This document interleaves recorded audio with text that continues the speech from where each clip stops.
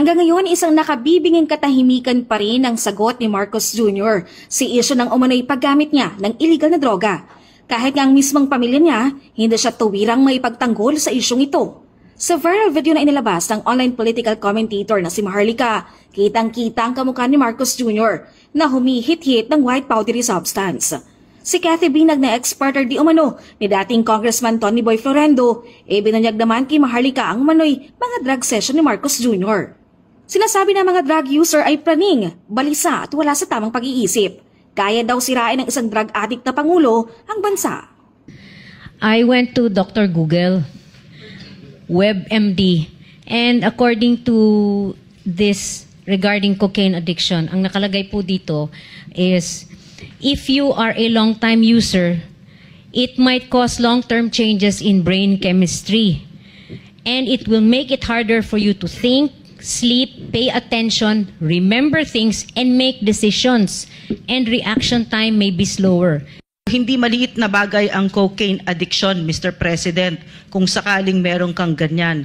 Kasi ang buong cognitive functions mo, lahat yan wasak.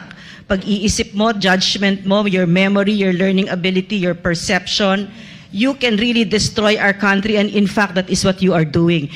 Ayon naman sa mga abogado, isang impeachable offense ang paggamit ng illegal na droga. Ibig sabihin, maaring mapatalsik sa pwesto si Marcos Jr. dahil dito.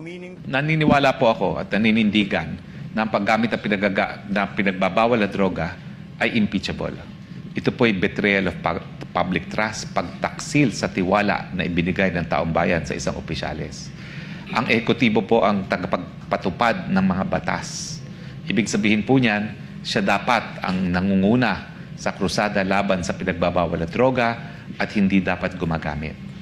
Hindi pa po tayo sigurado na siya ay gumagamit.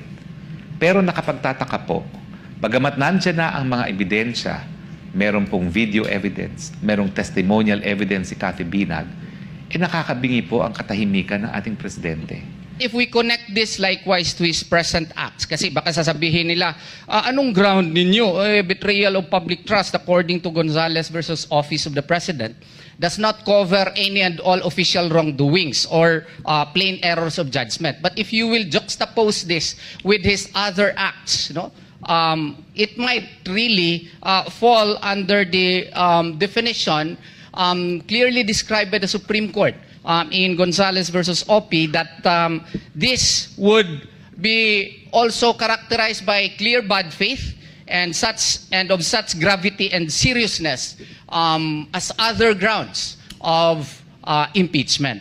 A cocaine addict does not belong in Malacanang. A cocaine addict needs professional help. A cocaine addict has no business running a country. A cocaine addict has to focus on his recovery. A cocaine addict has no business trying to manage the lives of 110 million Filipinos because he himself cannot manage his own life. Dapat anila kay Marcos Jr. magsalita na at magpa-hair follicle test para pabulaanan ang mga akusasyon na isa itong drug user. Panawagan ko, Mr. President, panahon na pong magsalita kayo. At kung pasisinungalingan niyo po yan, talagang ang pinakamabuting pamamaraan ay hindi lamang po sa pagsasalita, mag-hair follicle test na po tayo. Ginawa niyo namang minsan nung eleksyon na kumuha kayo ng urine test. Ang problema lang po sa urine test, at buti na lang si Dr. Lorraine Badoy, panandalian lang po, nawawala na ng trace. Kaya importante po yung hair follicle test nang walang kaduda-duda ang resulta. Mas mainam na rin daw na sumabay na ito kay Vice President Sara Duterte sa pagpapadrug test. Matatandaan na nauna pang kumasa ang bise sa hamon ni Roque na pangunahan ng mga halal ang pagpapadrug test, kasabay ng inihaing panukalang batas ni Davao Congressman Pulong Duterte na dapat magkaroon ng mandatory random drug test sa mga taong gobyerno. Mr. President, kung wala po kayong tinatago, bakit hindi kayo sumabay na kay VP Sara nang matigil na itong usapin ng di umano'y paggamit ninyo ng pinagbabawal na droga? Hindi po ito opsyon sa inyo dahil ang taong bayan po may karapatan sa impormasyon pag ito po ay ukol sa inyong estado ng pag-iisip na makakaapekto lalong-lalo na sa isyu kung mabubuhay o mamamatay ang sambayanang Pilipino. Ito yung masasabi natin na mas may bayag pa itong Vice President kaysa dun sa lalaki. No? So ito na po ang pagkakataon para ibandera ninyo yung mga resulta ng inyong hair follicle test.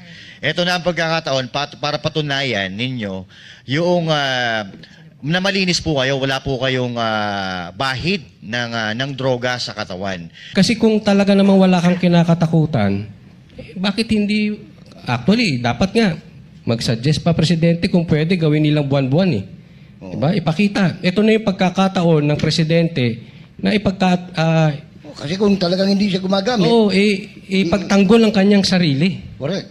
At ipakita sa taong bayan, hindi ako gumagamit at ito ay matapang kong haharapin. Pagkakataon mo na yan, President Marcos. Sakali anya na makapagdesisyon si Marcos Jr. na magpa-drug test, ay nakahanda naman ang Yaseminay na i-cover ito para matiyak na walang daya ang gagawin niyang pagpapatest.